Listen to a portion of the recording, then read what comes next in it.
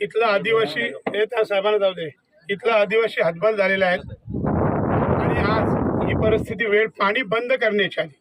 या देशात 20 मार्च 1927 साली डॉक्टर बाबासाहेब आंबेडकरांनी पाण्याला आग लावून पाण्याची क्रांती केली आणि त्यांच्याच पोत्याला या ठिकाणी आदिवासींना, मराठ्यांना, धनगरांना न्याय देण्यासाठी इथे यावं लागलं। नवी मुंबईचं पाणी बंद करायला ही देखील खूप मोठी शर्मेची बाब आहे, कारण या देशात असं घडत असेल तर नक्की काय।